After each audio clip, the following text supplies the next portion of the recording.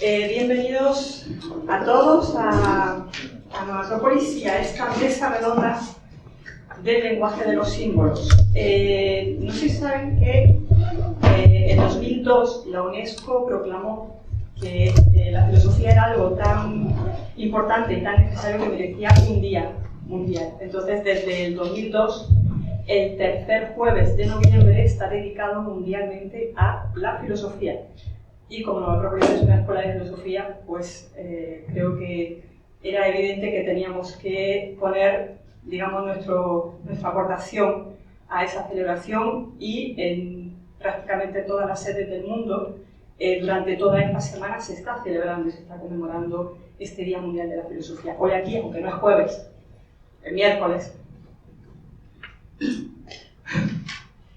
estamos haciendo esa conmemoración, y este fin de semana también tendremos otras actividades, como unos teatros callejeros en algunas plazas, algunos parques de la ciudad, una actividad que, bueno, les hablaré al final de ellas para no entretenerle mucho, pero básicamente comentarles que a lo largo de estos años, esta semana que dedicamos al Día Mundial de la Filosofía, pues generalmente tiene una temática. En otras ocasiones hemos dedicado la semana a hablar de Platón, o a hablar de la filosofía de la educación, la filosofía del medio ambiente, filosofía y ciencia, y este año está dedicado al lenguaje de los símbolos. O sea que prácticamente durante toda esta semana, todas las sedes de Nueva Acrópolis en el mundo se está hablando del lenguaje de los símbolos.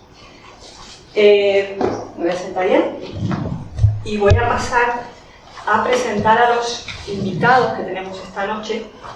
Primero a Ramón Sanchís Ferrandiz, que es ingeniero de caminos, canales y puertos, técnico superior de urbanismo, y se ha formado en filosofía, historia y antropología en el Instituto Internacional Hermes y también aquí en Nueva Acrópolis.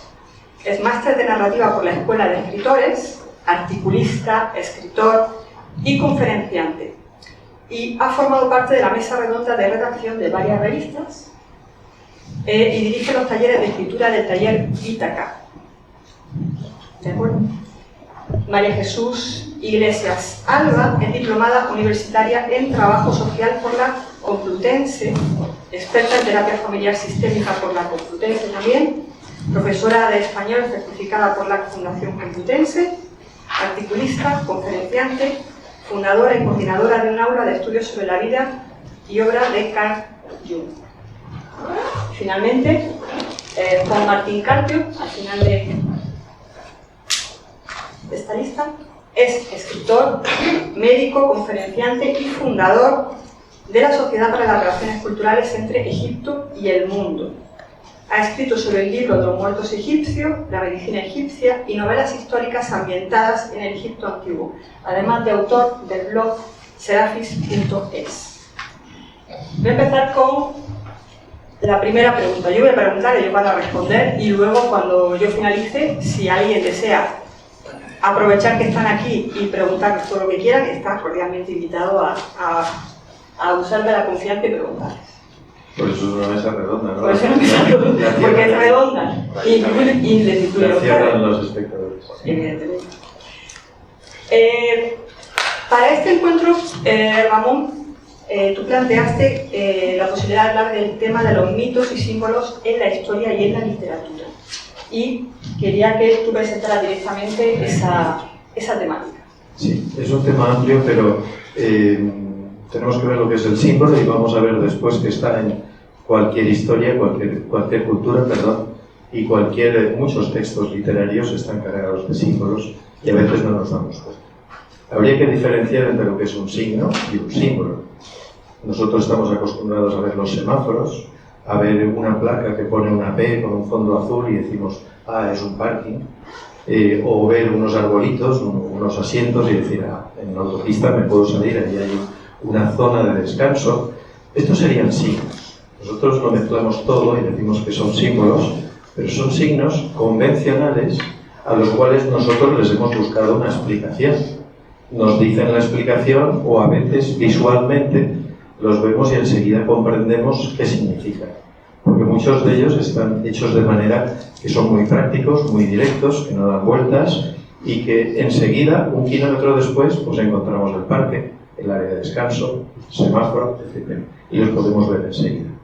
Ahora, si nosotros queremos representar cosas que son conceptos más abstractos, más profundos, no hay signos que puedan decirnos lo que es la fortuna, la muerte, el entusiasmo, el sentido de la vida. Es decir, hay signos que no podrían llegar a describir todo esto.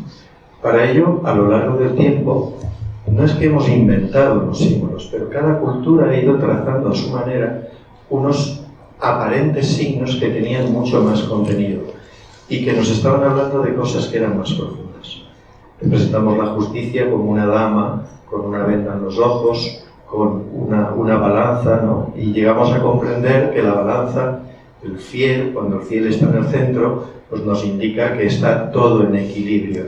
Y la persona que trata de ser justa es una persona, o la persona sobre todo que trata de juzgar, trata de no mirar ante quién está, sino juzgar objetivamente, tratar de estar en equilibrio, tratar de ver lo que ha hecho la persona antes de juzgarla. Entonces, cuando representamos la justicia, pues vamos a ese tipo de signos que ya son otra cosa, ya no son signos. Si queremos representar la muerte, nosotros no podemos representar la muerte poniendo un cadáver, porque un cadáver no es la muerte, es el resultado o el efecto de la muerte, pero un cadáver no representa la muerte. Si queremos representar la muerte, que lo vamos a ver en muchas culturas cómo representan la muerte, pues estamos ante unos símbolos que ya son algo más que un signo convencional y abstracto, que a lo largo de los milenios todos los seres han ido representando pequeños grafismos que iban dando una idea, una pauta de lo que puede ser la muerte, la libertad, la justicia, etc.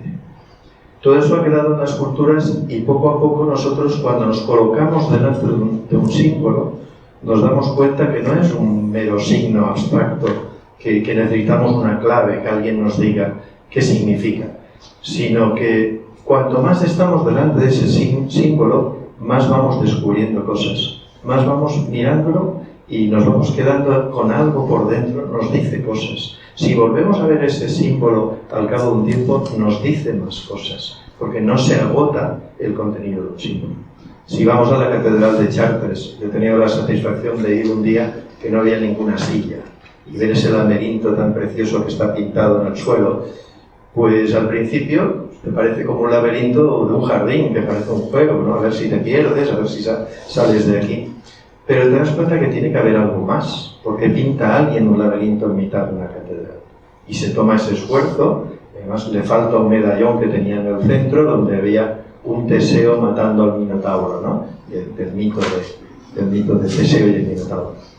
Entonces, ¿qué ocurre? Pues que tú empiezas a pensar y te va diciendo cosas, te vas dando cuenta que es circular, que es eterno, y dentro de esa eternidad está como el mundo en el que nosotros vivimos. Empezamos a recorrer nuestro mundo, el alma va haciendo sus peripecias, su conocimiento va encontrando un conocimiento a fuerza de buscar por dónde se va, por dónde debo conducirme en la vida, dónde están las respuestas que yo busco en la vida, hasta que poco a poco, quizá, tal vez algún día, encontremos nuestro propio centro, donde vive aquel héroe que está matando el Minotauro, que simboliza el Minotauro pues como todo lo material que nos atrapa, todo lo que nos ahoga y no nos deja ser nosotros mismos, porque es algo instintivo que nos lleva hacia abajo más que hacia arriba.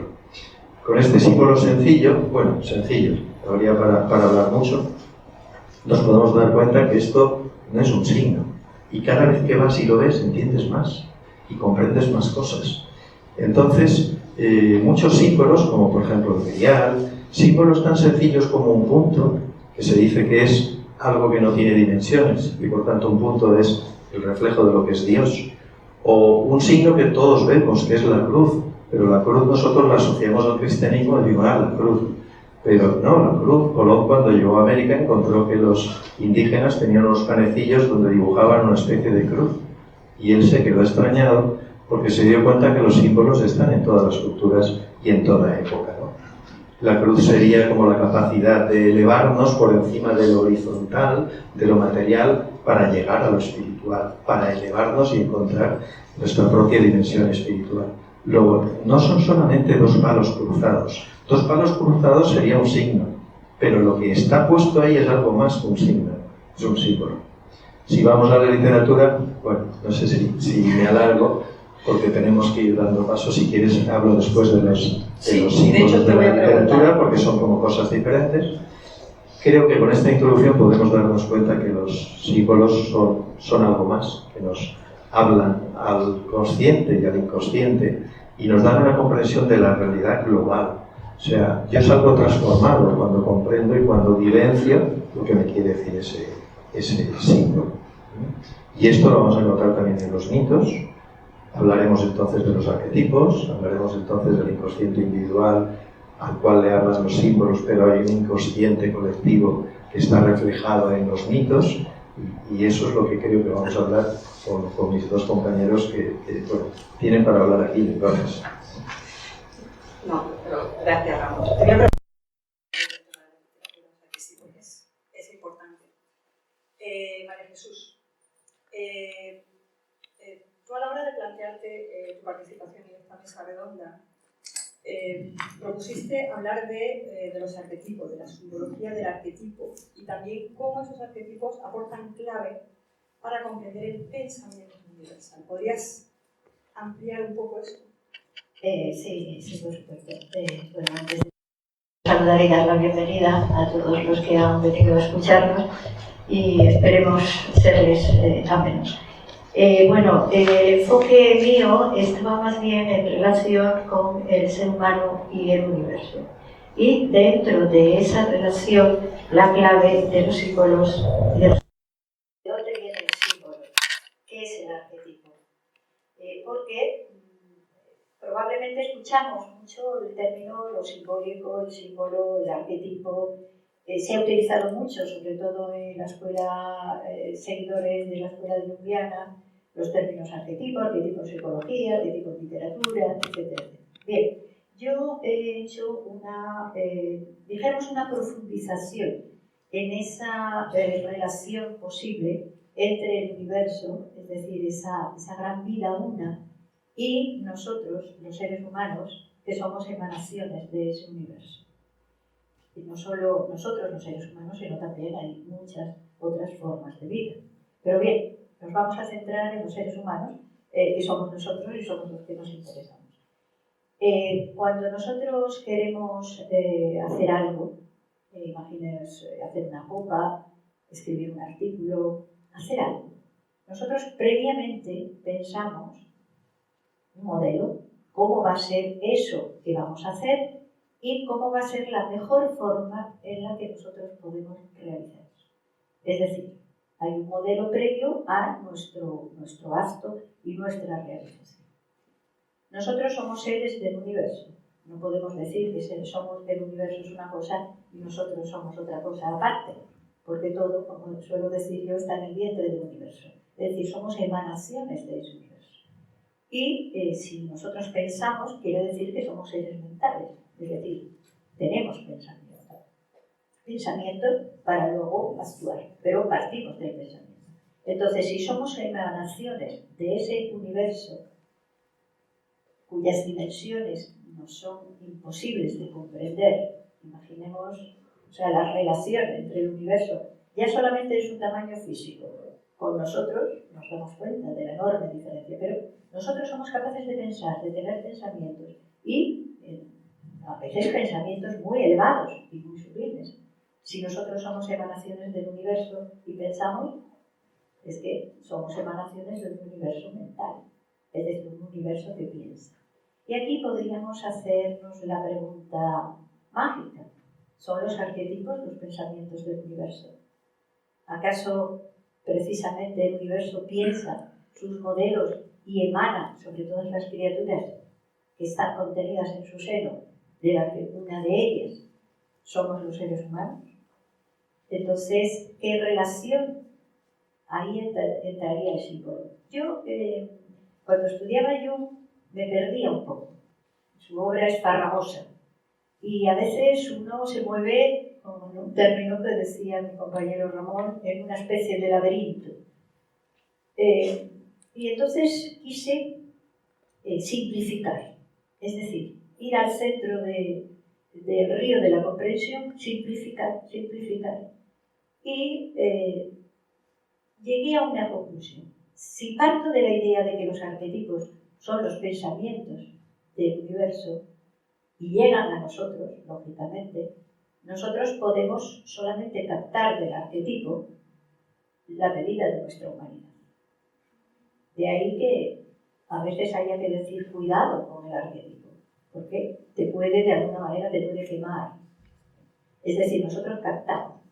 ¿Y cuál es el lenguaje a través del cual se manifestaría el arquetipo? A través del cual esa narrativa tiene que trascender el espacio-tiempo para llegar a todos los seres humanos. Tal vez sea el símbolo. Entonces, podríamos pensar, el universo piensa, su pensamiento son los arquetipos, y llegan a los seres humanos, y los seres humanos lo reciben a través de los símbolos. Pero la historia del símbolo es más complicada también, no es tan fácil. Vamos a ver que efectivamente hay una serie de elementos que vemos comunes a todos los seres humanos en todas las etapas de la historia o de la humanidad sobre el planeta Tierra. Posteriormente hablaremos de este concepto. Entonces, eso está reflejado ahí. Pero, si está reflejado para toda la humanidad, y cada ser humano es diferente, pero resulta que a su vez es uno. La humanidad es una y a su vez es múltiple. Ese lenguaje simbólico, ese mensaje del universo, se adapta a cada uno de nosotros en nuestra propia individualidad. Pero tiene muchos niveles. Y lo voy a dejar aquí para la siguiente pregunta. La siguiente cuestión. Vale. Juan, a ver, sé lo que me vas a decir ahora, al principio, pero yo igual te voy a hacer la pregunta, porque realmente,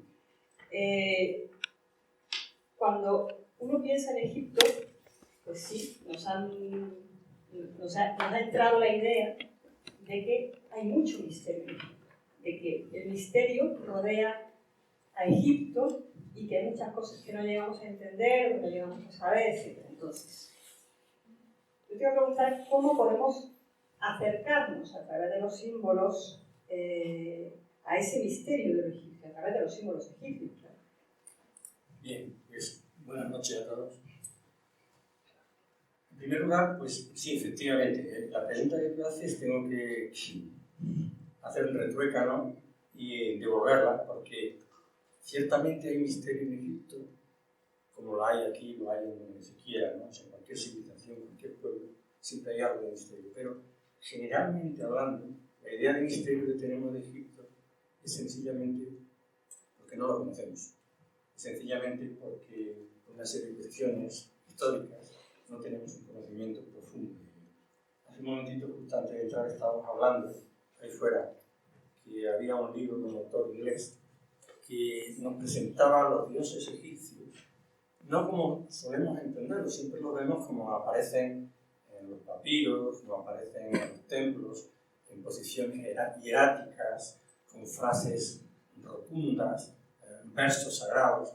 Sin embargo, estos autores hicieron un estudio de todos los textos antiguos y sus relaciones, y lo que vieron es que el mundo egipcio era muy dinámico.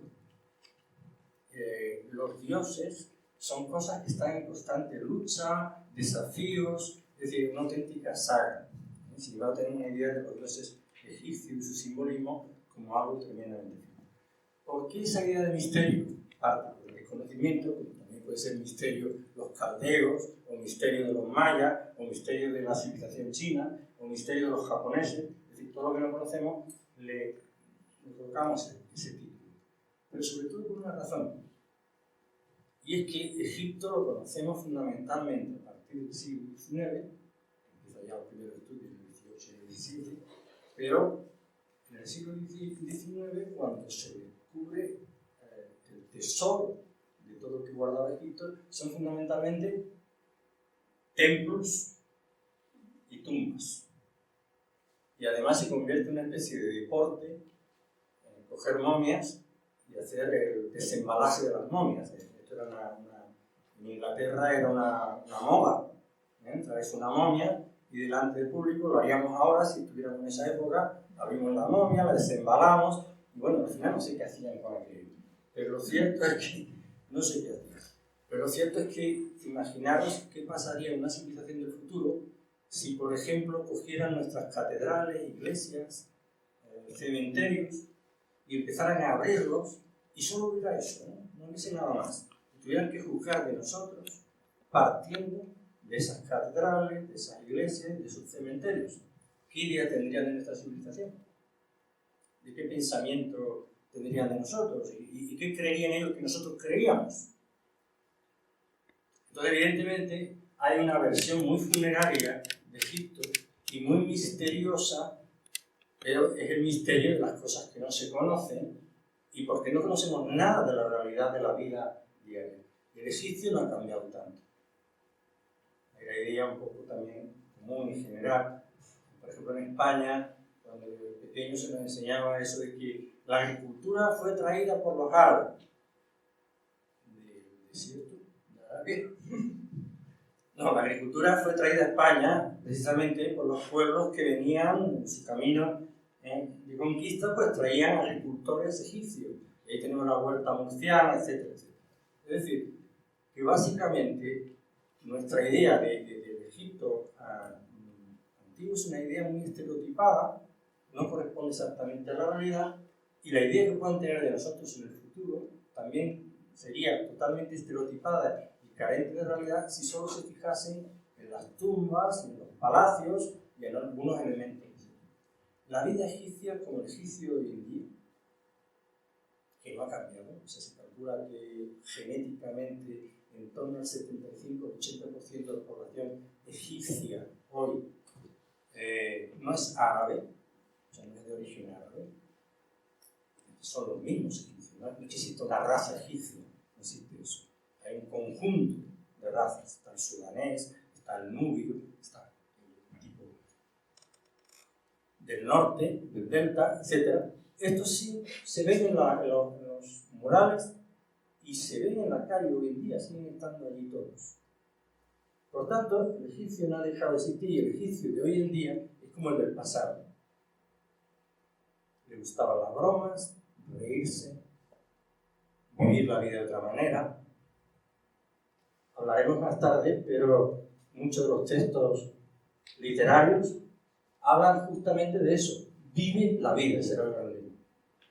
Sin embargo, ¿qué idea tenemos de Egipto? La muerte, la trascendencia, que sí que la había, por supuesto, como todo. Pero la vida diaria no era esa. Yo quisiera también recordar un detalle aquí, si estamos hablando de simbolismo en general.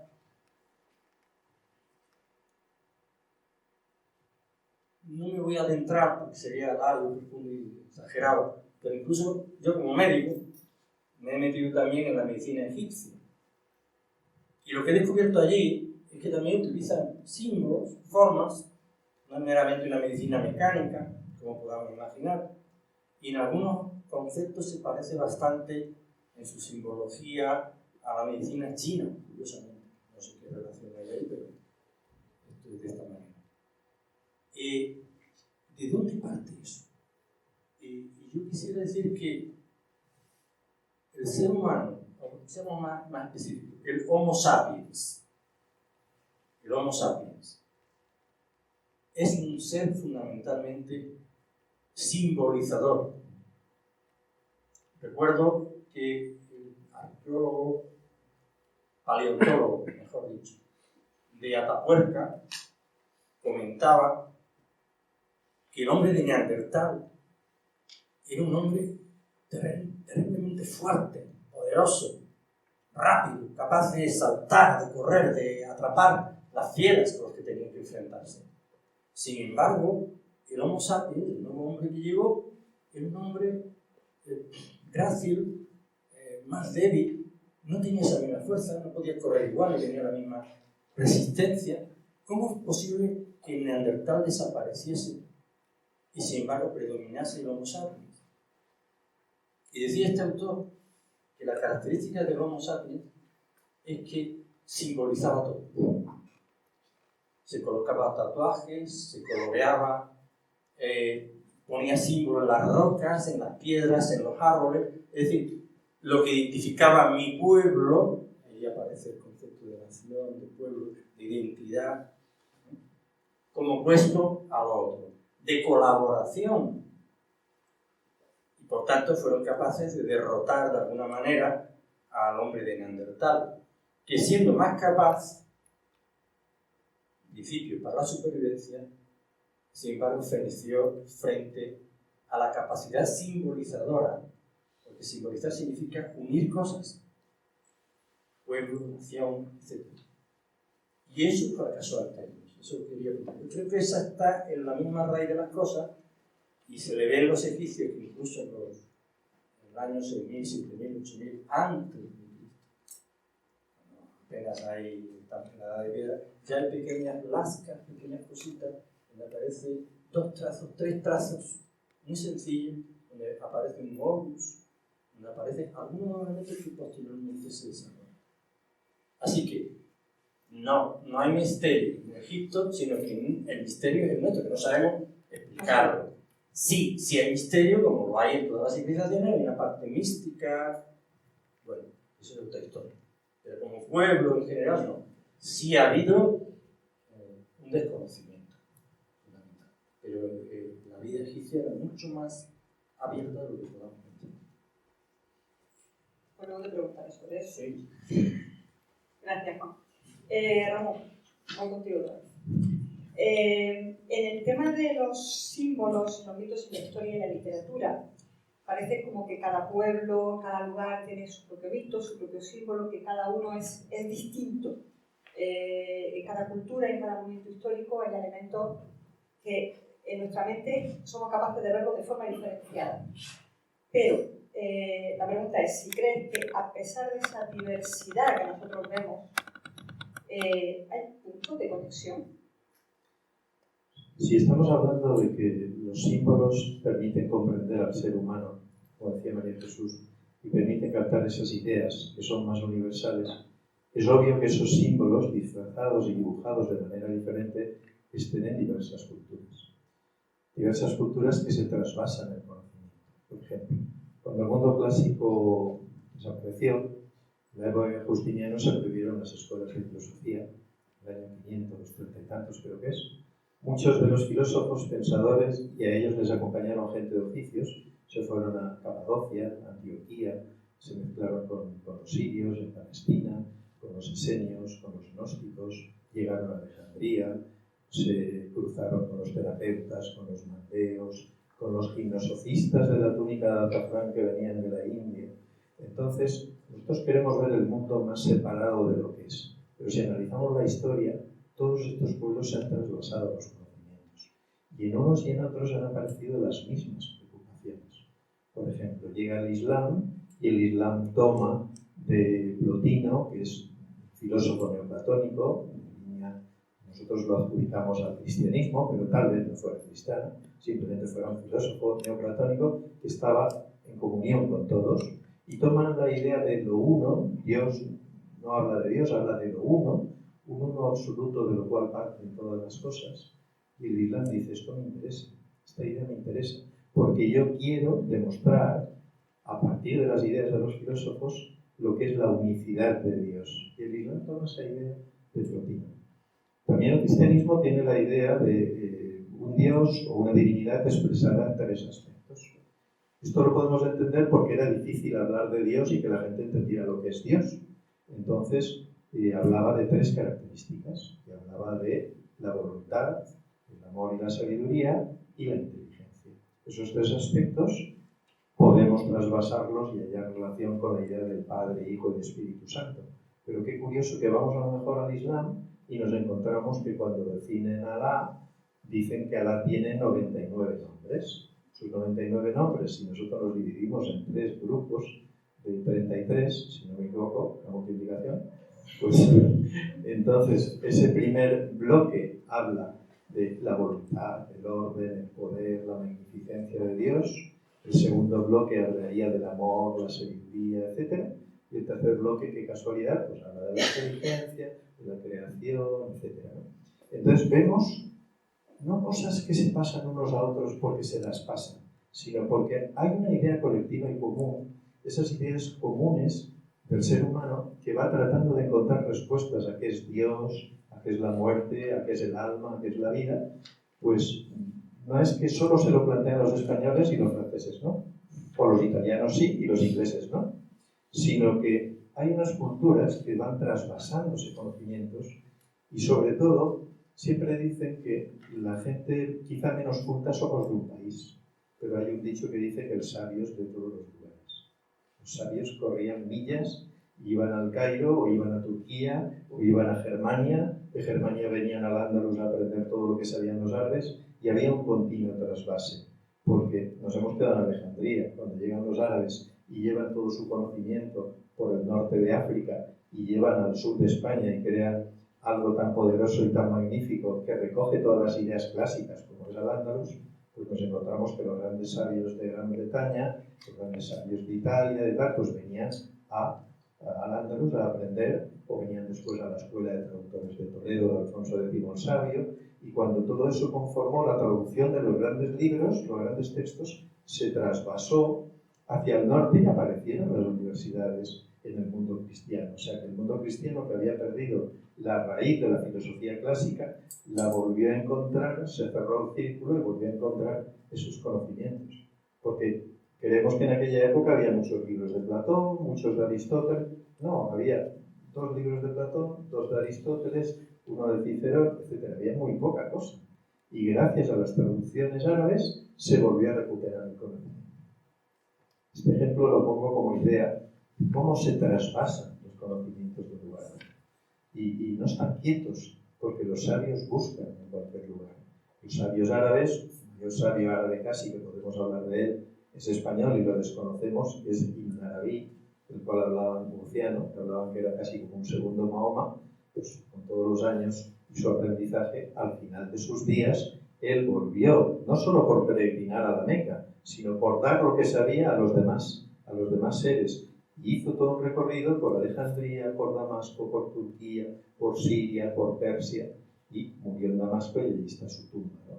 Y los grandes sabios se sentían como con ilusión de enseñar a todo el mundo, no solo a mi pueblo elegido. Esa idea del pueblo elegido a veces es perversa porque nos miramos demasiado el ombligo.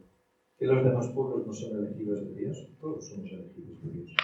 Y los grandes sabios piensan que el conocimiento y el saber precisamente tienen que trasvasarse de nuevo. Me das pie para añadirle un poco de contenido a la pregunta que le iba a hacer a María Jesús. Porque, hay más ejemplos. Yo le iba a preguntar a María Jesús por el imaginario común, pero tú has hablado de esa idea colectiva común, que de alguna forma lo he mencionado. Justamente iba a preguntarle a María Jesús por eso, por esa idea del imaginario común, de la humanidad o de la idea colectiva común, y en qué se basa esa creencia, en esa existencia de que hay una especie de imaginario común. Bueno, respecto a lo del imaginario común, es prácticamente está en todas las culturas de la historia, pero con el nombre inconsciente colectivo, que es el que utilizamos actualmente, fue proclamado en el año 1916 por el psiquiatra suizo Carl Jung, donde habla de que de la misma manera que existe un modelo físico para los seres humanos, también existiría un modelo psíquico. Y en ese modelo psíquico que participan todos los seres humanos con su individualidad, de la misma manera que en el físico. Fíjense ustedes que todos los seres humanos que estamos aquí somos semejantes en modelo, pero sin embargo todos somos diferentes, somos obras de arte únicas e irrepetibles. Pues igual ocurriría con la psique mente humana, es lo que él denominó inconsciente colectivo. Pero antes de continuar con este tema y con las dificultades de los símbolos, quiero poner una diapositiva para hacer un pequeño análisis de lo que estamos viendo. Sí, por favor. Solamente la luz de aquí. Vale, no sé si lo ven. Bien, ven ustedes una imagen del universo del que ya les había estado hablando antes. Y aquí ven 4 manifestaciones de formas de vida que nos rodean, ¿no? Y aquí ven un diagrama donde están descritas las diferentes formas de vida. Tenemos por un lado los minerales, los modelos de los minerales, por otro lado los vegetales, por otro lado los animales y por otro lado los humanos. Cada uno con sus características propias. Pueden ustedes observar y reflexionar sobre las diferencias que existen entre los cuatro. Pero se darán cuenta que el mundo mineral, el modelo mineral, participa de forma, que sería lo que hemos puesto en la parte inferior del diagrama. El mundo vegetal tiene forma, lo mismo que el mineral, pero aparte tiene un elemento más, es decir, una pequeña complicación más en su modelo. Es decir, es capaz de reproducirse, de morir, de nacer, de crecer, etc., aunque permanece estático en la Tierra. Por otro lado, entonces participaría, dijéramos, de las 2 líneas de abajo, la roja y la naranja. La forma física y la forma vital, vamos a llamarlas. Por otro lado, tenemos el mundo animal. Todos, si tenemos una mascota en nuestra casa, sabemos lo que pasa con ella. No hace mucho estábamos hablando precisamente de nuestras mascotas y decíamos lo astutas que son, lo emotivas que son, cómo tienen sus emociones, etcétera, etcétera. Es decir, que se añade una complicación más a ese plano físico y vital que hemos visto. Y es un mundo, podríamos decir, psíquico. Ese mundo psíquico vamos a poner las sensaciones, los instintos y algo de las emociones.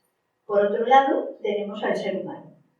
Como diferencia, vemos que el vegetal, ya veíamos cómo es capaz de moverse solamente hacia arriba o hacia abajo, pero permanece fijo en la tierra. El modelo animal ya se puede desplazar en horizontal, por lo menos dentro de un espacio y respondiendo a unas motivaciones que, diríamos, están en lo que vamos a llamar psique, que serían, por ejemplo, los instintos o las sensaciones. Pero vamos a pasar a la cuarta forma, que es en la que estamos involucrados, porque es la que somos nosotros. Curiosamente, como dato curioso, si se fijan, es absolutamente vertical. Casi en un milagro de equilibrio, porque, si ustedes se dan cuenta, nos apoyamos muy poco. O sea, nuestro punto de apoyo es los pies, que apenas miden nada. ¿Cómo es posible que podamos mantener el equilibrio?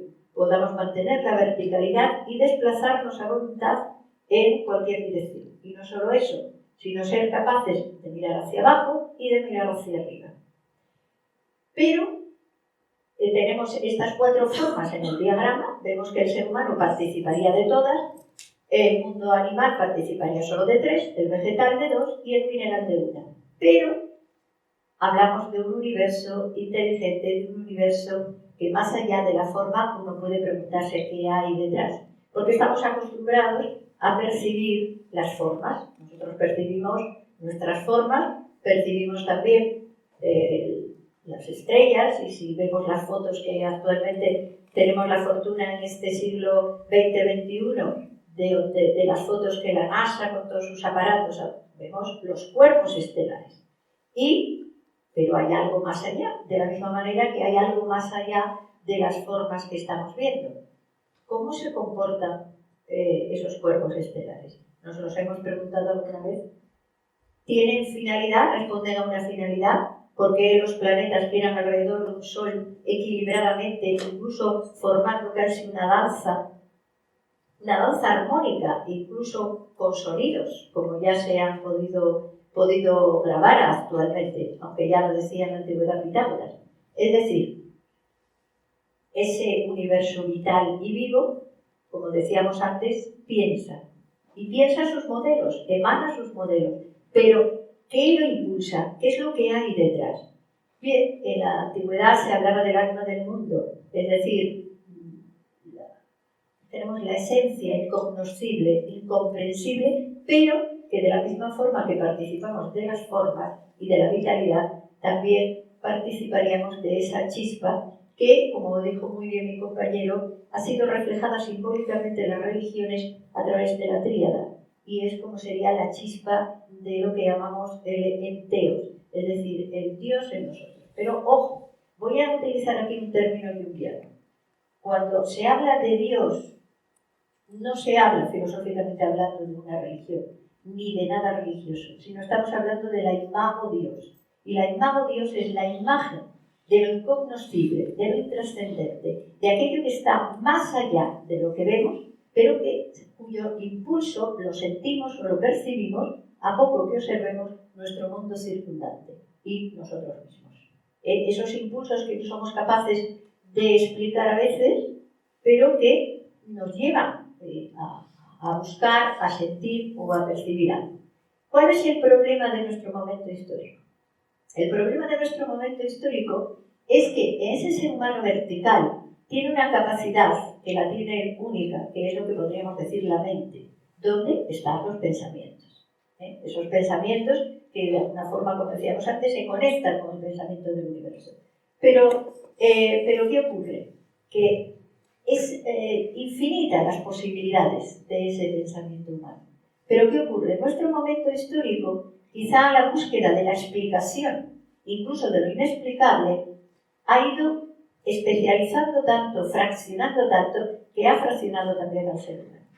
Y al fraccionar el ser humano, le ha dejado solo la posibilidad de utilizar uno de los elementos de su capacidad de pensar, que es la razón. Entonces, al estar limitado, de alguna manera, al estar fraccionado, de ahí hace que muchas veces nos movamos en esa contradicción que es a veces nuestra vida, entre a veces la compulsión de muerte, que dirían los freudianos, y otras veces el vivir a cualquier precio. Bien, pero no sé si está un poquito claro lo que he querido explicar. Voy a responder a tu pregunta respecto a lo del imaginario colectivo. De la misma manera que hablamos de un modelo en lo físico, Carl Jung dijo, caramba, pero si resulta que todas las culturas tienen narraciones míticas y simbólicas, es decir, donde hay elementos que son comunes. ¿Qué ocurre? Y él promulgó este término, inconsciente colectivo. Aclaro, no es un término en nuestro mundo racional contemporáneo que esté aceptado. ¿De acuerdo? Pero, sin embargo, si lo enfocamos desde un punto de vista filosófico, veremos que es extraordinariamente rico y significativo y nos aclara muchas cosas. Luego, si quieren ustedes preguntar, podemos aclarar algunos temas. Respecto a la dificultad del símbolo, que tiene sus dificultades también, hablaremos en la siguiente pregunta. Muchas gracias. Juan, te iba a hacer una pregunta, pero creo que la voy a cambiar. Sí. Porque, un poco a raíz de lo que estabas hablando antes, y te iba a preguntar un poco por esa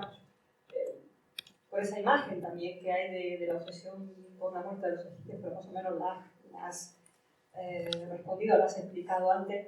Entonces, sí, respecto a algo que has mencionado anteriormente, sobre la identidad. Cuando hablabas de esos elementos del Homo sapiens que creaba como una especie de símbolo que simbolizaba prácticamente todo, que de alguna manera estaba creando una forma de identificarse mutuamente y de generar una idea de grupo. Entonces, respecto a esa identidad del egipcio o de la civilización egipcia, que sé que era fuerte, que ellos tenían una gran identidad del ser egipcio. ¿Me puedes comentar algo? Bueno, es una pregunta de tipo histórico. Bueno, hay una contestación. El oráculo de Amón le fueron a preguntar. Había unas tribus que venían de Libia. Y esas tribus eran libios, ese pueblo de ahí. Y cuando llegaron al delta, llegaron al Nilo, se negaron a pagar impuestos. Vinieron los del faraón, había que pagar impuestos. Y dijeron, no somos egipcios, no tenemos por qué pagar impuestos. Entonces ahí hubo una diatriba y finalmente le preguntaron al oráculo de Amón quiénes eran los egipcios. Y este contestó, aquellos que bebían de las aguas del Nilo. Eso es. Punto. Y esto dicho así, muy simple y muy significa agricultura, significa organización, parcelación de las tierras. Sabemos porque hay registros desde la antigüedad, a través de varias generaciones, incluso de disputas, de ventas, de tierras, de esto me pertenece a mí, a otro. Es decir, que hay todo un mundo que se crea y por tanto toda una civilización alrededor de ello. Entonces, por eso digo que... No obstante, si tengo que señalar un elemento simbólico en el antiguo Egipto, un elemento madre, vamos a decir, es que me lo ha recordado él, cuando has estado hablando de los 99 nombres de Alá, más el uno desconocido, que son 100, y usamos aquello de la suma teosófica, que nos da la esencia de las matemáticas. Pues 100 es 1. Y wahid, en árabe, si tú lo sumas, lo que vale cada letra, wa, e, i, te, cada una de ellas pues te da exactamente 19, que es 9, 10, 1 otra vez. Es siempre la idea del 1, el 1. Esto viene del Antiguo Egipto. Y del Antiguo Egipto hay una idea fundamental para conocer el simbolismo que tiene que ver con la construcción de nuestra propia mente, nuestra conciencia. Si, por ejemplo, ustedes tratan de hacer un ejercicio de concentración y dicen, voy a pensar en lo absoluto, Bueno, ya de inicio podéis imaginar que eso de pensar en lo absoluto es absolutamente imposible. Pero bueno, con todo y eso, uno hace esfuerzo, cierra los ojos y se piensa uno, ya voy a lo absoluto. No, lo que está viendo es un algo contra un fondo. Entonces ya estás pensando en el uno. Y si te digo, piensa solo en el uno, la unidad, ya lo veo, la capto. Bueno, estás captando eso porque lo estás haciendo contra un fondo. Ya estamos en el 2. Y cuando te digo, piensa en lo binario, en la dualidad de las cosas, yin yang, por ejemplo, ¿no? O este polo y aquel otro. Inmediatamente tú juegas con eso en tu mente y lo estás haciendo sobre un fondo. Estás en el 3.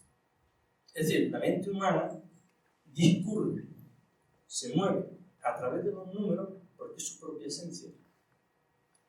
Por eso los antiguos egipcios lo representaban en un símbolo muy bonito que es el escarabajo.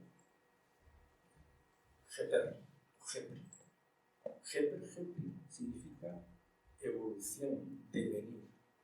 La traducción es también un dios, pero significa evolución y devenir, porque esa es la esencia de nuestra conciencia, el moverse adelante. Entonces, me ha llamado la atención porque para aquellos que alguna vez estudien la simbología egipcia, van a ver muchos dioses, ¿no? Ra, Atum, Jeter, Nun. Luego tiene una serie de divinidades, ¿no? A partir de ahí, ¿no? Shu, Nu, Tefnut. Y seguimos para abajo, 4, 5, etc. Se multiplican. En realidad son números. Entonces, la esencia numérica es fundamental. Así, si empezamos por algo que se llama Atum, se dice que está en el Nu, la oscuridad. Imagínense ustedes como el niño antes de nacer, dentro del agua, de la madre. Atum. No hay nada manifiesto. Atum es una palabra muy curiosa porque significa todo o nada, dependiendo del contexto de la frase donde aparece. Porque es el final del principio de las cosas. O sea, Atum está en el Nu, ahí como parado, nadie sabe qué está haciendo. De repente dice que aparece Jeter, el escarabajo. Es el tiempo de venir. Se empieza el tiempo, la evolución. Entonces, Atum surge de las aguas y ahora es Atum Ra, el sol, el uno. Así que hemos venido del cero, no manifiesto, hasta el uno, el sol. Luego, este genera una pareja. Uno que es luminoso y otro oscuro y húmedo. Shu Tefnut. Si fuéramos chinos diríamos yin y yang. Ya estamos en el 2, más el 1 inicial, 3. Y esta pareja genera otra nueva. Nut y Geb, cielo y tierra. Y eso son 4. Y estos generan 4 hijos más un quinto. 2 parejas, Isis y Osiris. Otra pareja, Néftis y Set y Horus y Manu. Ya estamos en el 5. Y cuando llegamos al 5 hemos llegado al ser humano. Ese es nuestro número, el número del ser humano en todas las tradiciones, el 5. No me voy a meter en serio. Pero hemos llegado al término humano. Fijaros que lo que hemos hecho ha sido una cascada de números. Para que veáis la identidad que existe en simbología, es una verdad entre los números, su generación, su paralelismo con la conciencia humana y su expresión, en el caso de Egipto, en toda una serie de dioses creadores que terminan en los seres humanos y entre los seres humanos, algunos seres humanos que se convierten en Osiris. Son osirificados, o sea, seres humanos que ya se salen de la categoría normal. Y para terminar, redondear el ciclo, se dice que Atum, otra vez, al final de los tiempos, cuando toda la creación se disuelva en las aguas, dice Atum en un texto, hablando con Osiris, qué bueno he hecho por ti, porque aquí en las aguas, dioses, animales y hombres desaparecen, pero solo tú, Osiris, y yo, oculto como una serpiente enroscada, permaneceremos entre estas aguas. La serpiente del tiempo.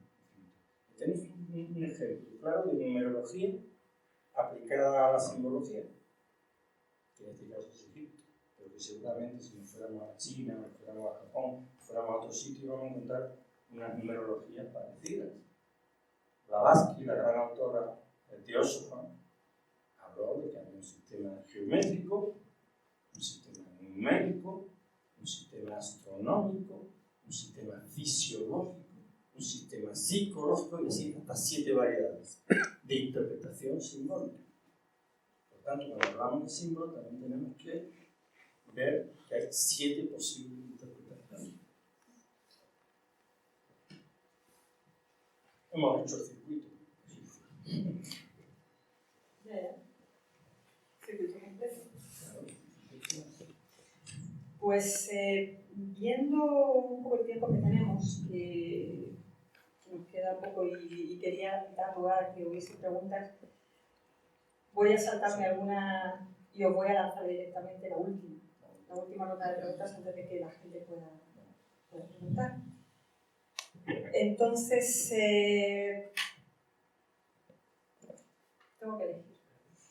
¿Qué os pregunto?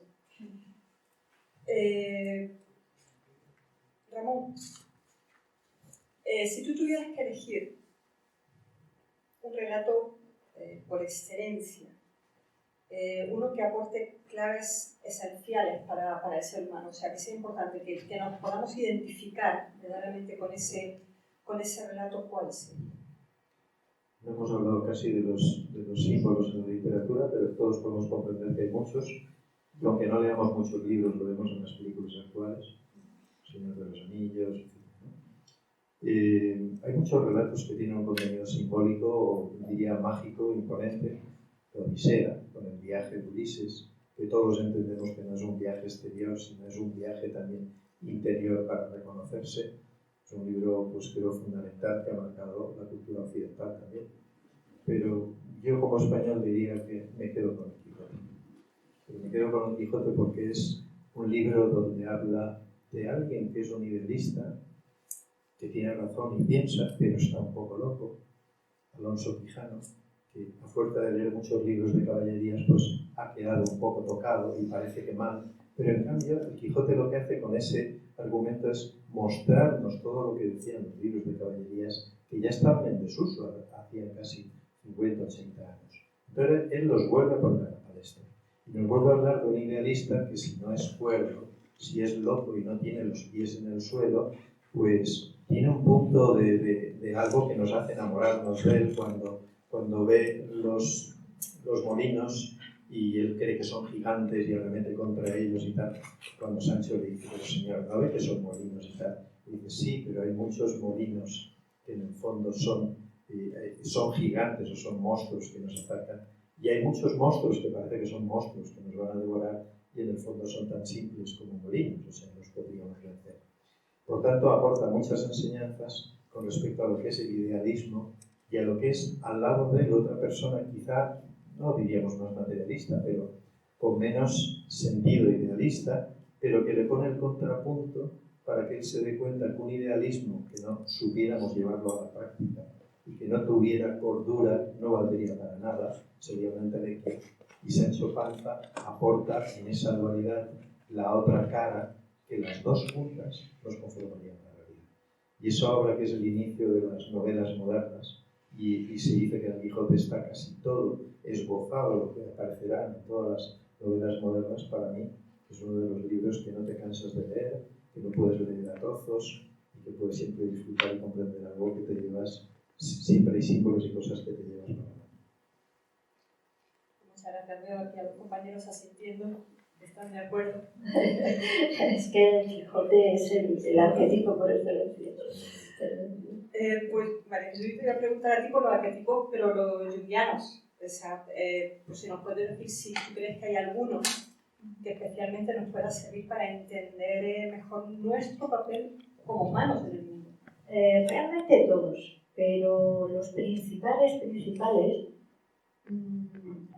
son el concepto, dijéramos 5 principales. Por un lado, de todas formas, quisiera hablar de uno, que es el héroe y el camino del héroe o heroína. O sea, este héroe junguiano no tiene una connotación de tipo de género, sino que es del ser humano por excelencia. Donde debe de atravesar toda un camino, un largo camino de dolores, dificultades, pruebas, etc. En una clave muy sencilla está representando lo que es la vida humana. La vida humana con todos sus avatares, con todas sus conquistas, etc. A lo largo de ese camino debe de enfrentar monstruos, pero sobre todo tiene que lograr unificar la dualidad en sí mismo, que Jung define como el animus y el anima. Sería el yin-yang en el ser humano, es decir, lo masculino o lo femenino, es decir, esa dualidad. Todos tenemos animus y anima, que una, dependiendo, estaría más activa y la otra sería complementario, pero la clave de la conquista del sí mismo sería el armonizar ese ánimos y ese ánimo. Para llegar a ese largo recorrido que él denomina el sendero de individuación, que es de alguna manera también la conquista o el descubrimiento de la propia identidad, es de lo que somos realmente como seres totales y seres completos, en lo manifestado y lo inmanifestado, en lo material y lo espiritual, si prefieren ustedes esta definición, para llegar a la conquista del sí mismo, que sería el enteos, es decir, el Dios en nosotros, la trascendencia. De alguna forma, algo parecido a lo que ha reflejado mi compañero cuando hablaba de la osificación, es decir, llegar a trascender. Según las antiguas culturas, no bastaría una vida para lograr recorrer este sendero en su totalidad. Y en ese proceso de individuación, de sendero de individuación, que en cada vida se daría el proceso de cada vida, lo que habría que conquistar en cada vida, tendríamos que ir paulatinamente reconociendo que con nosotros va la sombra. Es decir, en el mundo manifestado todo tiene sombra. Excepto Peter Pan, creo que era el niño que había perdido su sombra, ¿no? Y quería recuperarla. Es decir, porque es inseparable de cada uno de nosotros. y esa sombra debe ser iluminada para poder ser integrada para llegar a esa unidad absoluta del sí mismo, que es, como decíamos antes, la conquista del Dios olvidado, que decía Platón, por ejemplo. Es lo que yo diría que a nivel práctico podemos sacar para... Ahora me gustaría hacer un inciso respecto a lo que, si tengo tiempo, un minuto, a lo que he prometido antes sobre las dificultades del símbolo. Porque, sí, el universo nos habla, nos manifiesta sus pensamientos y nosotros lo recogemos a través del símbolo. Es decir, el ser humano, de alguna forma, elabora ese lenguaje para comprender. Pero, ¿qué ocurre? Si hablamos de lenguaje, hablamos de un ser que comunica, o sea, el comunicador, y otro, el que recibe el comunicado. ¿Cuál es la clave de un lenguaje? ¿El nivel de comprensión del comunicador o el nivel de comprensión del que recibe el mensaje? Si a mí alguien me hace la más maravillosa exposición en chino, yo no me entero absolutamente de nada. Y puede ser, vamos, premio Nobel de Literatura. ¿Por qué? Porque yo no tengo la comprensión de ese símbolo que es el mensaje que él me manifiesta. Antes hablaba también mi compañero de los niveles de interpretación precisamente del símbolo, que no es tan sencillo. Tan sencillo es, imagínense ustedes, una partitura musical. Si una persona jamás ha visto una partitura musical y se la pone delante, dice esto que son dibujos, o sea, caricatías. Pero imagínese otra que sí sabe que esos son notas musicales, pero no sabe más. Sabe que son notas musicales y ya está. Pero puede haber otra que no solo sabe que son notas musicales, sino que es capaz de reproducir en un instrumento musical esa partitura. Y otros más avanzados que son capaces de conectar con el arquetipo y recoger, dijéramos, la composición y crearla. Tenemos ejemplos, ¿no?, en la historia. Bien, ¿eso qué quiere decir? Que por un lado tenemos niveles, es decir, tenemos que aprender cada vez más el lenguaje. Si yo quiero entender chino, tengo que estudiar chino. Pero por otro lado hay otra dificultad en los símbolos, y es que un símbolo en su origen puede tener un contenido, pero en el propio desarrollo de la historia humana, los seres humanos pueden modificar ese contenido. Imagínense el símbolo, voy a utilizar dos símbolos muy conocidos, el de la serpiente, por ejemplo. El de la serpiente en el imaginario cristiano es el símbolo del mal, ¿no?, de la serpiente que tienta. Curiosamente, lo que tienta a la serpiente es a la sabiduría, pero bueno, eso ya sería tema para otra charla. Bien, en otras culturas, sin embargo, simboliza precisamente todo el conocimiento que se puede adquirir dentro de la especie humana, por decirlo así. Otro símbolo muy conocido sería la svástica. Nosotros asociamos automáticamente la svástica a un mensaje terrible. ¿Por qué? Por una experiencia histórica que ha sucedido hace unos años. Sin embargo, podemos ir a la India, a pueblos de Centroamérica, etc., y hemos representado el símbolo con toda su naturalidad, porque es un símbolo antiquísimo, que en su origen, de alguna manera, representaba la manifestación y la inmanifestación. Es decir, que los seres humanos también podemos manipular el mensaje. ¿De acuerdo? De ahí la necesidad de la formación en los principios y los valores más trascendentes. Es decir, que nosotros introduzcamos en nuestra vida el sentido de trascendencia. Porque el sentido de trascendencia es lo que nos puede llevar a la pureza auténtica del mensaje. Si yo no entiendo chino, yo puedo contar cualquier narrativa que a mí me parezca de ese mensaje a otra persona que no sepa chino. Pero a una persona que sabe chino, ¿no?, sabe lo que ha escuchado. Bien, pues sí, nosotros tenemos la capacidad, efectivamente, de cada vez ir un poquito más adelante, para aprender ese lenguaje. Y la base de ese lenguaje es el sentido de trascendencia, de lo que hablaba ya Jung también, y lógicamente los filósofos clásicos y las religiones de toda la vida. Porque las formas dogmáticas de las religiones las han impuesto los seres humanos. El mensaje es el mismo.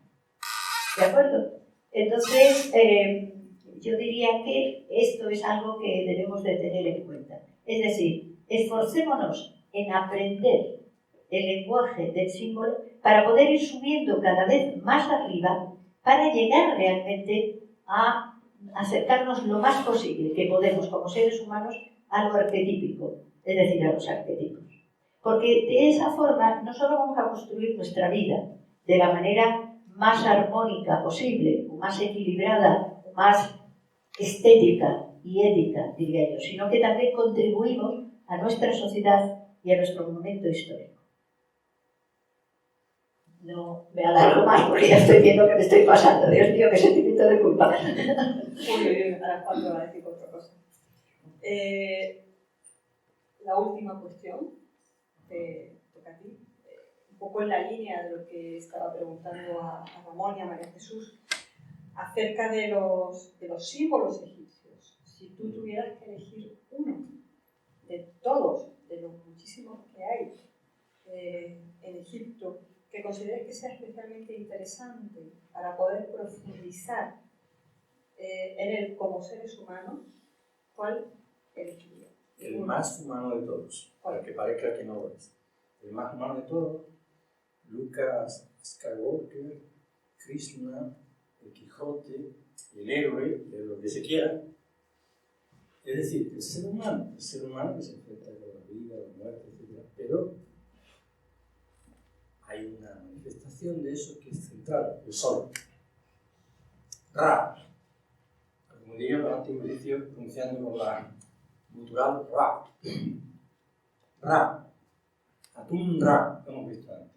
¿Por qué? Porque para los egipcios el sol no es meramente un planeta. El sol es la unidad fundamental del universo.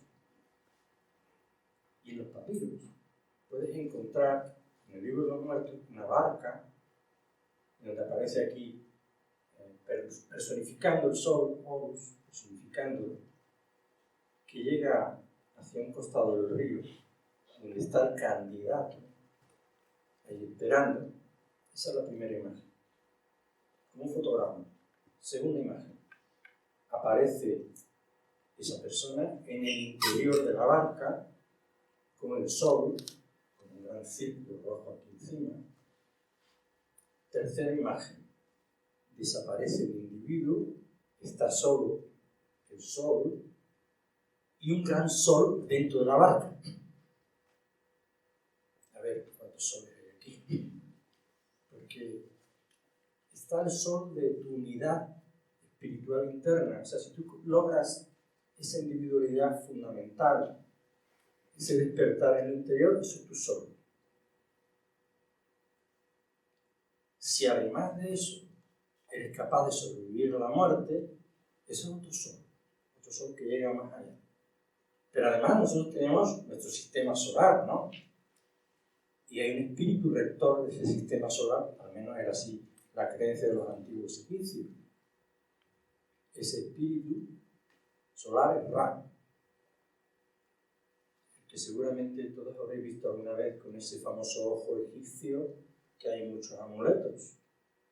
Es el ojo de Ra. Aquel que consigue transformarse en un Osiris es el que consigue el ojo de Ra. O sea, la visión solar espiritual. Si miráis ese ojo la próxima vez que vayáis a casa o lo busquéis en internet o algo, veréis que ese ojo tiene una lágrima grandísima cayendo. Una gran lágrima por delante. Porque se dice que es la lágrima que produjo a los hombres. Del propio sol vinieron a través del dolor los hombres. Y nosotros nos reintegramos de nuevo a esa unidad solar. ¿Qué es ese otro sol grandísimo que aparece? Porque para los antiguos, para los egipcios, también había un sol central, un sol que estaba más allá de nuestro sistema solar. Era el sol central del universo. Por eso aparece un sol, otro sol y otro sol. Es decir, es la idea fundamental. Ese sol, ahora hablamos del héroe humano, ese sol que soy yo. navega por el cielo y luego se hunde en el inframundo. Algunos han traducido el inframundo como si fuera el infierno. Este es el inframundo, donde estamos ahora mismo. Y aquí, tal como lo representan los egipcios, un río en el cual hay serpientes grandísimas que amenazan a ese sol que va en un barco. Y finalmente aparece en los templos Nut estrellada, y cómo de Nut surge de nuevo el sol. Somos nosotros. Y la capacidad que tenemos de sobrevivir como almas inmortales y el retorno de nuevo a cierto mundo de la dual, un mundo oscuro del que vivimos. Por eso digo, incluso en el libro de los muertos hay frases donde dice Ra, el sol, y Osiris, aquel ser que consiguió asimilarse al sol, son los hermanos polluelos, así le llaman, los hermanos gemelos polluelos, porque son uno. ¿Qué es un Osiris? Pues un Osiris es un hombre que se ha conseguido transformar en algo más. Si alguna vez tienen la ocasión de mirar el jeroglífico que describe un Osiris, verán que es una especie de asiento. El jeroglífico significa justamente eso, lugar, trono, el sitio. Y encima veréis un ojo. Iri. Esto es Auset Iri. Auset Iri, Osiris. Es decir, eso sí, es el lugar, el asiento, el trono del ojo. ¿Cuál es ese trono del ojo? La visión espiritual. La capacidad de solarizarse. Por eso elijo ese símbolo, el sol, como fundamental, porque integra toda la teogonía egipcia y todos los misterios egipcios. De los que tú hablabas antes, yo dije, no hay en la vida normal, pero sí hay en lo místico. Y efectivamente eso integra a Quijote, integra a Krishna, integra a los grandes héroes, porque es el ser humano inmerso en la dual, en la lucha, en las grandes serpientes, ¿no? Siempre hay, en Egipto hay serpientes así, que las van a ver dibujadas, que son tan peligrosas que se suelen dibujar con puñales clavados, por si acaso. Los egipcios creían mucho en la imagen es mágica. Y hay otra serpiente que es esta, la cobra, la que se pone aquí delante del faraón. Esa es la de la atención despierta. No tiene nada que ver con la otra serpiente que es esta, la del mar. Pues eso, transformar, hacer que la serpiente se levante, que el ser humano de estar arrastrándose se levante, que de ser una vulgar serpiente se convierta en una cobra. Todo eso es convertirse en un símbolo. Y para mí es el símbolo más importante. Muchas gracias a los tres por vuestras intervenciones, por vuestras aportaciones. Y antes de dar paso al público, para que pregunten, voy a hacer un pequeño inciso. Os doy de nuevo las gracias, he aprendido muchísimo. Me gustaría tener más tiempo, pero no lo tenemos. Un pequeño inciso para comentaros brevemente lo que van a ser las próximas actividades que vamos a tener. Este sábado a las 7:30 hay una charla acompañada de pequeños fragmentos de películas acerca de Confucio o la filosofía de la armonía. Creo que tienen información aquí fuera. Y el próximo miércoles a las 7 la presentación de el curso de filosofía práctica, filosofía activa, filosofía para la vida. Creo que no tengo más anuncios y bueno, si alguien luego quiere preguntar alguna cosa, a la salida estamos encantados de responder a sus preguntas, pero ahora sí les voy a dejar para que, si tienen alguna cuestión, si no se han quedado así como yo, casi sin palabras, si quieren preguntar algo, pues están cordialmente invitados a que pregunten. Para animarles, voy a cerrarlo con una frase. Yo creo que no tiene la animación. Con una frase de una analista junguiana. Dice: el mito es algo que nunca ocurrió, pero siempre está sucediendo. A ver, por ahí hay una mano levantada. Justo a María Jesús te iba a preguntar sobre la diapositiva que ha aparecido con el alma del mundo. Entonces, ¿podríamos decir que existe un lenguaje del alma que se expresa a través de los símbolos? Es que yo diría que el símbolo es el lenguaje del alma. Es el lenguaje del alma. Lo otro serían signos, como muy bien explicó Ramón. Y por añadido, este mundo ahora en el que vivimos se expresa de alguna manera en el lenguaje del alma. Ese era el problema. Yo creo que analizando nuestro momento histórico, creo que comenté antes precisamente que había una fraccionalidad del ser humano, es decir, nos han cortado en trozos, nos han separado en trozos. Por eso tenemos que, de alguna forma, recoger el lenguaje del cuerpo.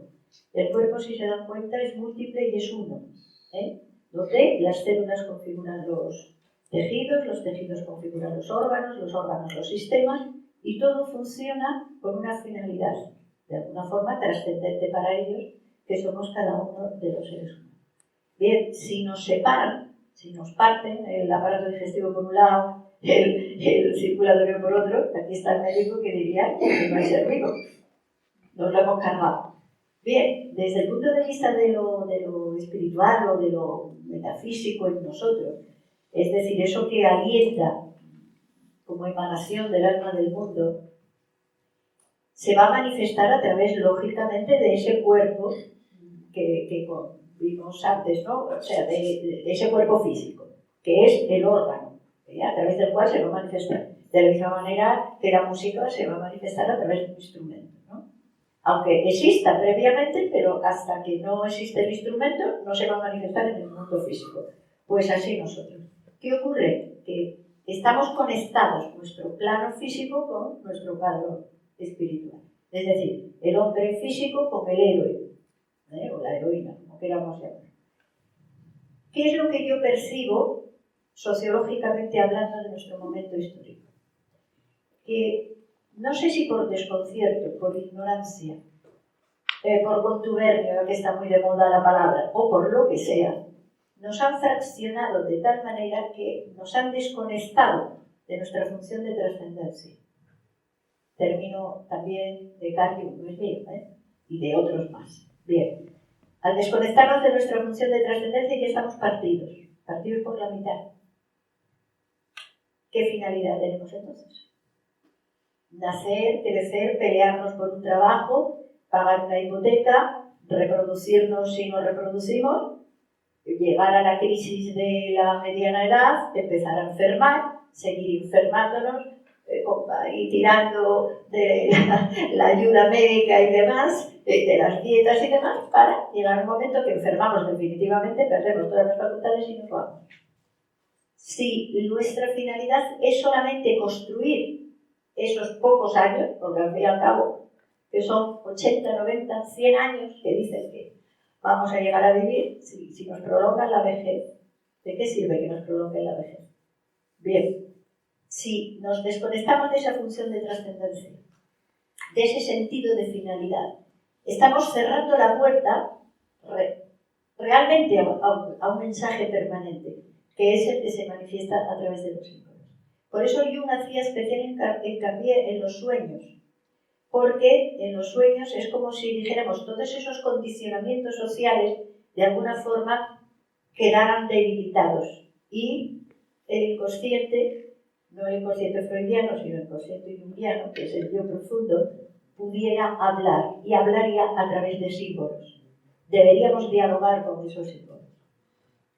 ¿Pero qué ocurre? Tampoco no se puede hablar en general de los sueños, porque sueños hay de todo. Hay sueños simples, que reflejan las preocupaciones de la vida cotidiana, hay sueños de deseos, hay sueños de temores y hay sueños luminosos o trascendentes. Desgraciadamente son muy pocos en la vida, pero bueno, lo son y todos los tenemos. Si de alguna forma dialogamos con esos símbolos que nos aparecen en los sueños, tal vez podamos empezar a recuperar nuestra conexión con lo trascendente. Y de esa forma estaríamos recuperando la vida y el sentido de la vida. No sé si he respondido a tu pregunta. Qué pena, ¿no? Bueno, algo estamos haciendo en esta mesa redonda, ¿no? De alguna forma estamos invocando lo arquetípico. Sí, adelante. Hola, buenas noches, muchas gracias. Yo quería preguntarles, y llevo como unos meses preguntándome qué sería vivir más allá del símbolo. Y hoy la verdad es que he recibido mi respuesta personal, pero quería preguntaros a vosotros si la humanidad, o el ser humano de este planeta, pasa de ese inconsciente colectivo a un consciente colectivo, si empezamos todos, digamos, a existir más o menos en una misma dimensión de conciencia, conciencias solares, que todos lleguemos a ese nivel de conciencias solares, ¿cómo sería la vida o la humanidad existiendo más allá del símbolo? O sea, necesitaríamos el símbolo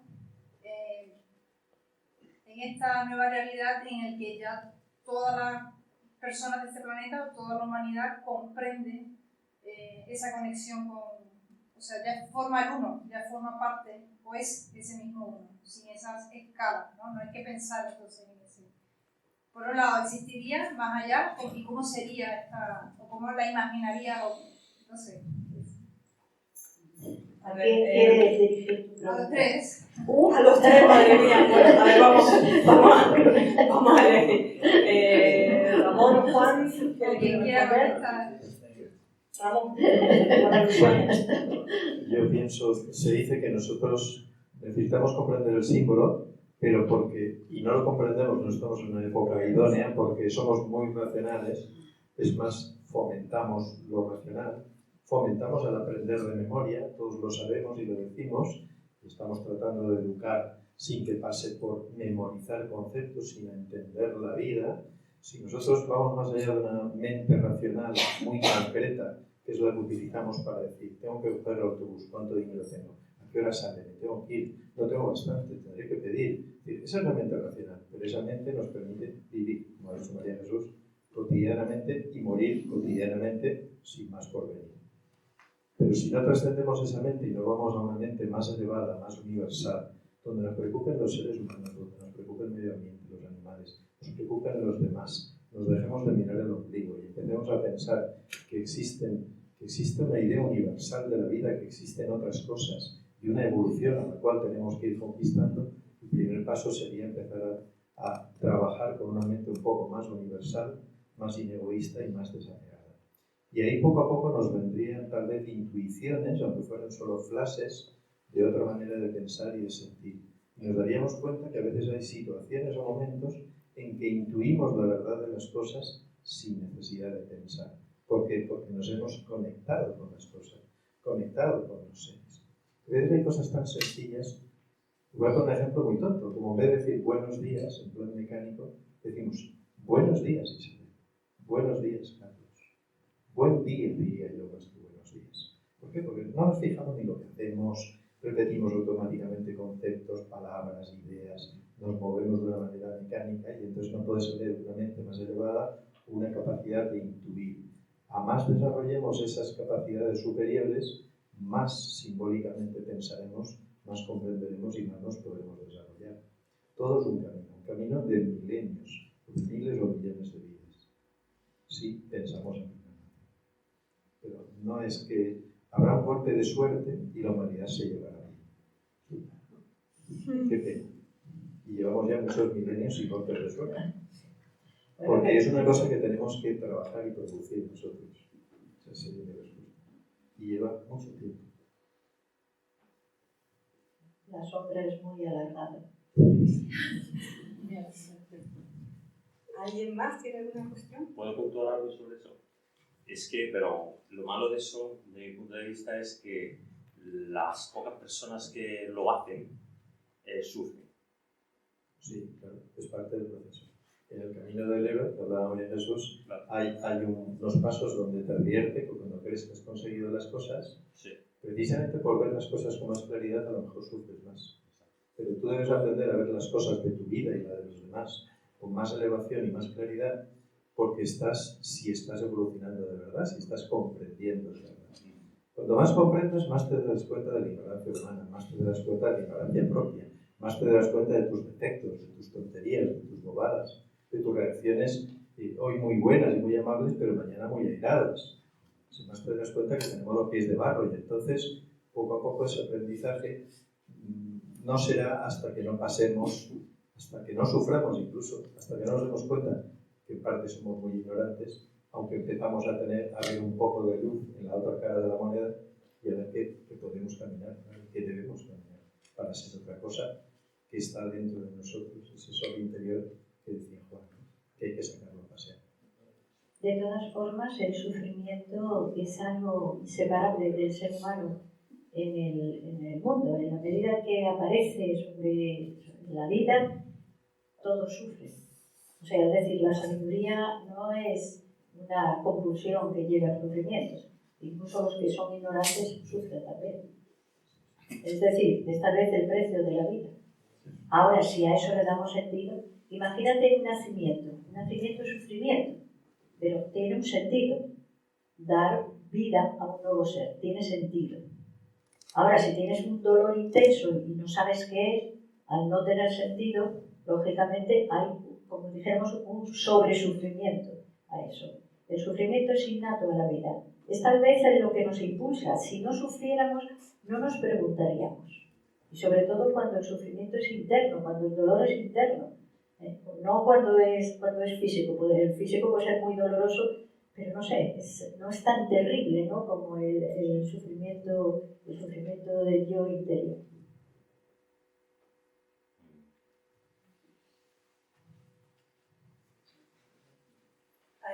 Buenas tardes y gracias por vuestras intervenciones. Es un tema que me apasiona mucho, esto de los símbolos. Yo quería preguntar de qué manera o qué recomendación os dais para, digamos, ver el símbolo de verdad, ver el auténtico mensaje. Porque vivimos en un mundo en el que esto se ha utilizado, ¿no? Por ejemplo, para los libros, para el cine, utilizan lo del viaje del héroe, pero muchas veces lo utilizan como un medio para que la historia triunfe, no a lo mejor para dar un auténtico mensaje. Por ejemplo, en la psicología del consumidor utilizan también los arquetipos para que psicológicamente queramos comprar productos. Entonces están los símbolos presentes, pero en gran medida para manipularnos. Entonces quería saber vuestra opinión al respecto y de qué manera podemos alcanzar a ver los símbolos, digamos, más importantes, los símbolos trascendentes y aquellos que en realidad nos quieren, pues, transmitir ese mensaje que surgió en primera instancia. Sí. Bueno, yo primero, antes que nada, trataría de bajarme un poco del nivel de intelectualidad. Me refiero a entender. No, en general. Quiero decir que irnos a una realidad más simple y sencilla. Pero yo siempre, para mí es muy bueno recordar siempre que estamos en una habitación aquí, que está dentro de una ciudad bastante grande, dentro de una región grande también, una autonomía grande, de España, que forma parte de Europa, que es uno de los continentes, de la Tierra, que es parte del sistema solar, que forma parte de uno de los brazos de la Vía Láctea, que tiene un sol central que se llama Sirio, que depende de otro sol central, que es el sol central de la galaxia, que esta galaxia pertenece a un grupo inmenso de galaxias, creo que se llama el grupo Venus, no estoy seguro, que está conformado por millones y millones de galaxias, que a su vez parece ser que todos estos millones de galaxias se van moviendo despacio en una cierta dirección por algo que se sospecha que es el llamado gran atractor, que nos atrae fuertemente. Y honestamente, Quiero decir, de verdad, somos tan importantes. Yo creo que no hay que conceptualizar las cosas tanto. Sencillamente creo que los grandes misterios no están ahí fuera. Está dentro. Que ese Osiris está ahí dentro, que ese héroe está ahí dentro, que ese malvado está ahí dentro. Están todos ahí dentro. Y esa es la gran cueva fantástica en la que tú tienes que navegar. Ciertamente, como tú has dicho.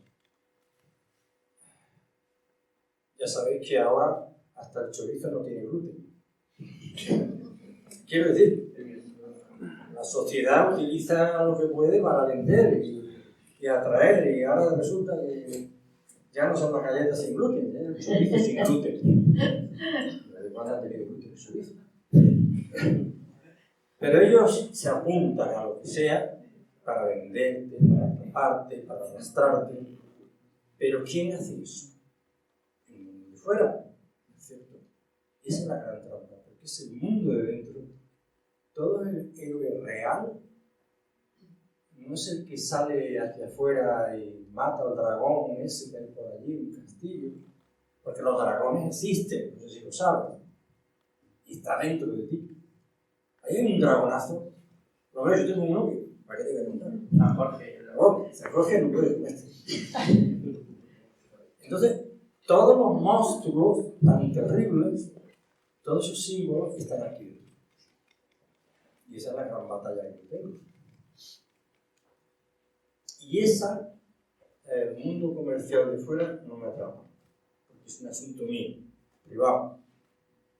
Ahora, si buscamos eso de fuera y nos dejamos llevar ahora hacia el movimiento político, social, económico, cultural, lo que queráis, que me lleva hacia un cierto lugar, que ahora está de moda aquello, ahora voy corriendo hacia allí, y el joven sobre todo, que está lleno de energía y que quiere batallas, pues lo más sencillo es ser Jan en vez de Yi.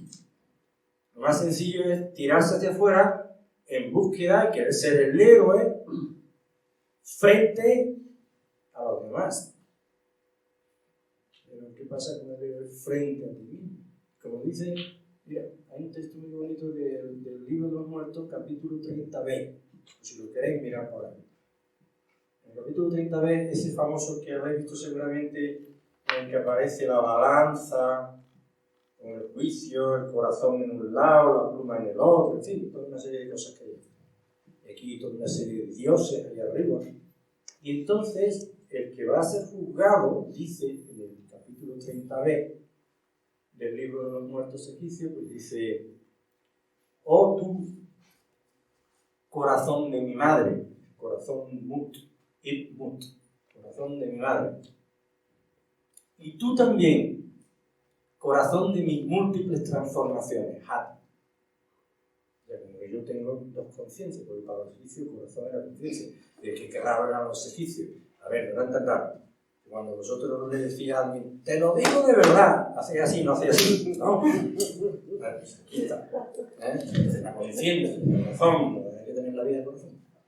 Bueno, pues entonces, en el Libro de los Muertos dice: oh tu corazón de mi madre, del cielo, o sea, lo que yo he heredado, en pasadas encarnaciones, de lo que sea, de donde yo vine, lo que fuese. Y tu corazón, o sea, mi conciencia, de todos los días, que se transforma, de las múltiples transformaciones. Hoy pasa esto, mañana lo otro. No habléis contra mí frente a los jueces. No me traicionéis.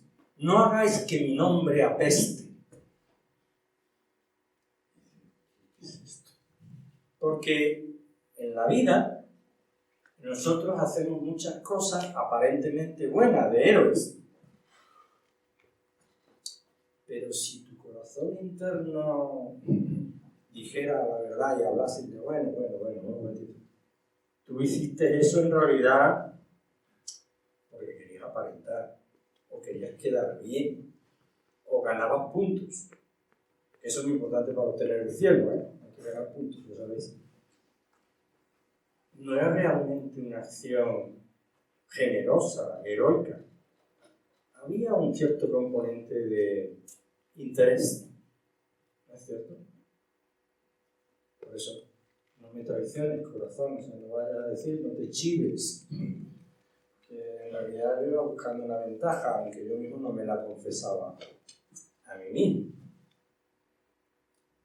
Es decir, que ciertamente, para terminar, el mundo de fuera, como siempre ha sido y no ha sido de otra manera, es lo que llaman los hindúes maya, la ilusión, el atrapamiento. El monstruo que nos enfrenta cada día. Ese que se ve decían los egipcios, el barco de Ra navegando en el submundo, o sea, este mundo, y una especie de serpiente grandísima aquí delante, amenazando. Pues eso, de miles de maneras, de miles de formas. ¿Cuántos libros sagrados dicen eso de ten cuidado, que la muerte llega sin anunciar? Pues claro, ya lo sabemos. Bueno, a veces sí lo anuncia, porque cuando te dice el oncólogo te quedan 3 meses, lo que quiere decir los libros sagrados no es que te vayas a morir físicamente, eso ya está hecho. Es la otra muerte, la muerte espiritual. Esa es la que no te vas a dar cuenta. La que tú estás esperando tranquilamente y te llega cuando menos lo esperas. En ese día que te traicionas a ti mismo. En ese día que dejas de ser el héroe y te conviertes en el villano.